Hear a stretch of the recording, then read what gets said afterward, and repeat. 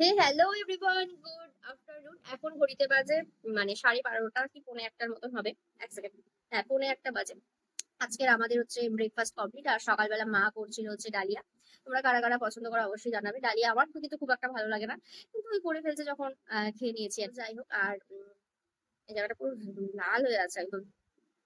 তো যাই হোক, এত গরম পড়েছে, গরমের চোটে আর কি সব উল্টোপাল্টা হয়ে গেছে। আমি ভাবলাম তোমাদের সাথে একটা নতুন কিছু শেয়ার করি, সেটা হচ্ছে একটু আগে বাবা বাজার এনেছে। তো ভাবলাম আমি তো কোনোদিনই বাজার জিনিসটা তোমাদের সাথে শেয়ার করিনি, তো ভাবলাম আজকে চলো একটু ট্রাই করি। আহ তো রান্না করে যাই আর দেখি কি কি বাজার এনেছে। চলো, এই দেখো এখানে এনেছে হচ্ছে কই মাছ। তার সাথে এখানে আছে হচ্ছে ইলিশ মাছ। ইলিশ মাছটা কাটিয়ে আনিনি, এটার মাকে এখন কাটতে হবে, কিন্তু কই মাছটা কাটিয়ে এনেছে। আর এখানে এনেছে হচ্ছে চিকেন।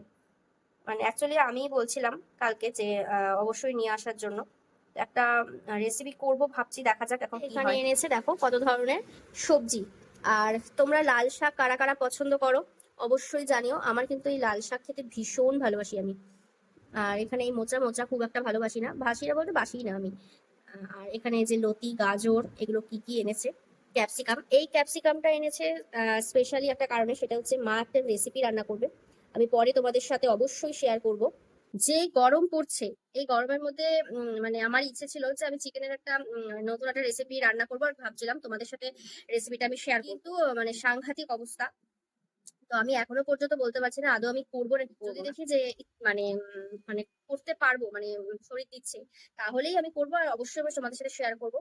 আর যদি না পারি তাহলে কিছু করার নেই, মা যেভাবে করবে ওইভাবে খেয়ে নেবো। একটা নতুন রেসিপি করবে, আমি চেষ্টা করবো তোমাদের সাথে শেয়ার করার রেসিপিটা। আর কই মাছ কিন্তু আমি ভালোবাসি, কিন্তু কই মাছ আমি তখনই ভালোবাসি যদি তো কই মাছটাকে তেল কই হিসাবে রান্না করে। এছাড়া আমি অন্য কোনো ভাবে খুব একটা খাই না। তো এই হচ্ছে আজকের আমার একটা ছোট্ট ভিডিও তোমাদের সাথে শেয়ার করলাম। কেমন লাগলো অবশ্যই কিন্তু জানিও।